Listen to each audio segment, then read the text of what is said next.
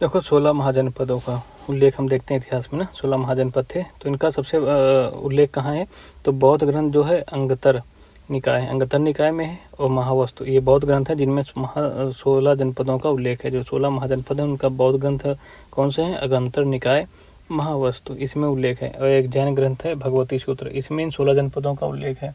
तो जो 16 जनपद हैं इनकी हम राजधानी देखते हैं। जैसे काशी है हमारी, इसकी राजधानी वाराणसी है। इसका बनारस जिला यूपी में है, ठीक है, इसको बनारस जिला कहते हैं यूपी का। ये काशी की राजधानी है, इंपॉर्टेंट है, राजधानी पूछ देता है तो रटने वाला ही है इसमें।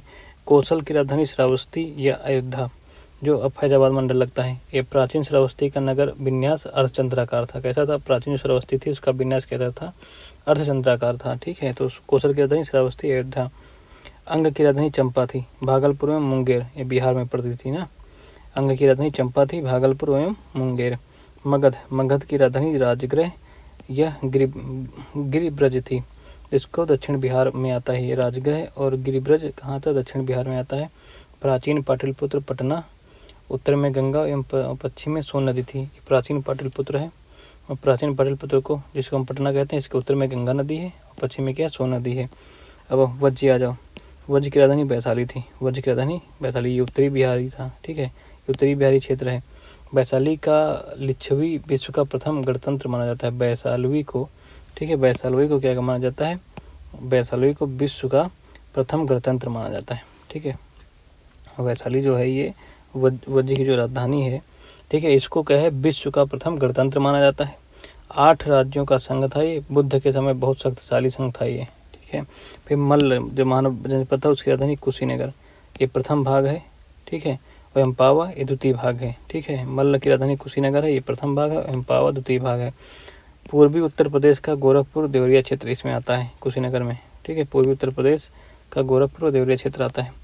चेद या चेत ये इसकी राजधानी क्या थी, सोथिवती या सुक्तिमती कहते थे, सोथिवती या सुक्तिमती कहते हैं चेद या चेत की राजधानी के लिए। ये आधुनिक बुंदेलखंड का एरिया है। फिर वत्स की राजधानी कौसंबी, ये इलाहाबाद में बांदा का क्षेत्र आता है, इसमें कौसंबी में इलाहाबाद में बांदा का क्षेत्र आता है।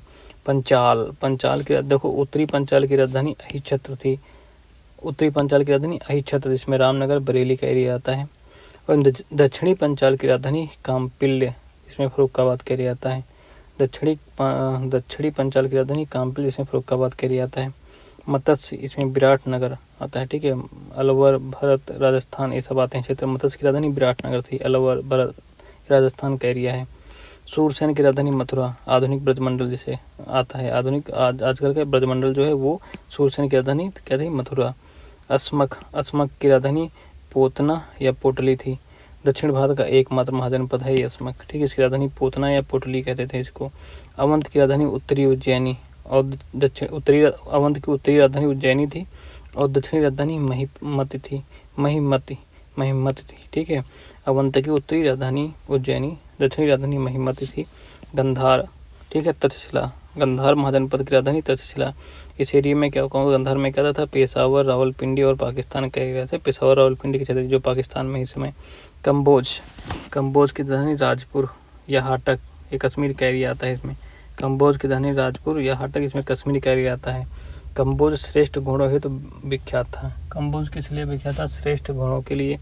कुरु इंद्रप्रस्थ था, कुरु की राजधानी इंद्रप्रस्थ थी, ये मेरठ या दक्षिण पूर्व हरियाणा इसमें आता था। इंद्रप्रस्थ थी, मेरठ या दक्षिण पूर्व हरियाणा इसमें आता था, ठीक है। अब देख लेते हैं महाजनपद के कुछ मेन जो हैं शुरुआत के वंश देख लेते हैं। इसमें से पहला वंश आता है हर्यक वंश, ये 544 ईसा पूर्व से 412 ईसा पूर्व तक चला है। इसका संस्थापक कौन था, बिंबसार था। 52 वर्ष तक राज्य किया, 544 से 492 ईसा पूर्व तक बिंबसार, ठीक, बिंबसार है ये। इसका अन्य नाम है श्रेणिक। इसने 3 विवाह की थी। पहला विवाह किससे किया था, कौशल राज की पुत्री थी और वो प्रसेनजीत की बहन थी जिसका नाम था महाकोशला देवी। दूसरा विवाह किया था चेलना या छलना से किया था, ये वैशाली की थी। इसी का पुत्र अजातशत्रु था। चेलना या छलना वैशाली की जो थी, इसका पुत्र अजातशत्रु था। और तीसरा विवाह क्षेमा से, पंजाब के मद्र कुल की थी, पंजाब के मद्र कुल की थी। उसके बाद आ जाता है अजातशत्रु, ये 492 से 400, ठीक है, 460 ईसा पूर्व तक था। 492 से 460 ईसा पूर्व था। 32 वर्ष राज्य किया। इसका उपनाम था कुड़िक। प्रसेनजीत से इसने युद्ध किया और, ठीक है, उसमें जीत गया था। इसका मित्र था वस्कार। वस्कार इसका मित्र था और इस वस्कार की सहायता से इसने लिच्छियों पर विजय पाया था। किसने? अजातशत्रु ने। अजातशत्रु ने रथमूसल महाशिलाकंटक हथियार का प्रयोग किया था। ठीक है, अजातशत्रु ने रथमूसल महाशिलाकंटक हथियार का प्रयोग किया था। प्रथम बौद्ध संगत इसने का आयोजन इसने किया था। इसके बाद आ जाता है क्या तुम्हारा उदयनी तथा उसके अधिकारी आ जाते हैं। ये 48 वर्ष तक रहे उदयनी और उसके अधिकारी। ठीक है, 48 वर्ष तक रहे ये। उसके बाद नागदेशक आ जाता है। क्या जाता है? नागदेशक आ जाता है। नागदेशक 412 ईस्वी पूर्व में आया है। ठीक है, इसने और ये क्या था, नागदेशक क्या करता है, ये आमत्य है ना, नागदेशक की जो है इसका एक आमत्य शिशुनाग, इसने हत्या कर दी और शिशुनाग वंश की स्थापना की। ठीक है, तो हर एक वंश में ही है, बिंबिसार, अजातशत्रु, उदयनी और उसके अधिकारी, फिर नागदेशक अंतिम शासक है। उसके बाद शिशुनाग आ जाता है। इसका जो शिशुनाग वंश का जो टाइम, ठीक है, शिशुनाग वंश का टाइम है 412 ईसा पूर्व से 344 ईसा पूर्व। पहला इसमें शिशुनाग है जो इसका संस्थापक है। यही पूछेगा संस्थापक कौन है। ये वत्सराज को मगध में मिला लिया इसने, वत्सराज को मगध में मिला लिया, वैशाली को अपनी राजधानी बना लिया इसने। और यहाँ पर इसके टाइम में क्या हुई थी, सेकंड बौद्ध संगति हुई थी, सेकंड बौद्ध संगति हुई थी। ठीक है, ये कालशोक जो है काकवर्ण है, इसके टाइम में सेकंड बौद्ध संगति हुई थी। इसका दूसरा शिशुनाग के बाद आता है काकवर्ण, जिसे हम कालाशोक भी बोलते हैं। ठीक है, और इसके टाइम में कालाशोक के टाइम में, काकवर्ण के टाइम में सेकंड बौद्ध संगति हुई थी। इसके बाद काकवर्ण होकर 10 पुत्र आते हैं। उसके बाद शिशुनाग के उसके बाद नंदवंश आता है। नंदवंश का महापद्म नंद संस्थापक था, उसके 8 पुत्र हुए हैं। इन्होंने शासन किया नंदवंश में। ठीक है, यह 323 ईसा पूर्व तक रहा है। पुराणों के अनुसार महापद्म नंद एक शूद्रक था। क्या था? एक शूद्र था महापद्म नंद।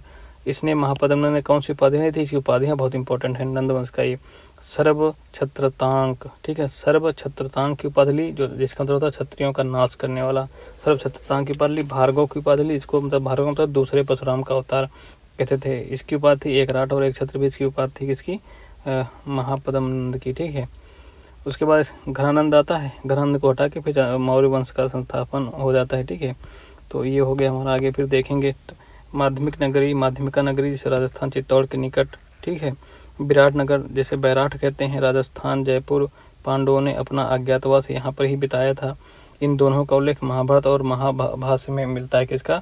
माध्यमिका नगरी और विराट नगर जिसे बैराठ कहते हैं। ठीक है, इन दोनों का उल्लेख कहाँ मिलता है? महाभारत और महाभाष्य में मिलता है। तो ये हो गया, थोड़ा इम्पोर्टेंट था।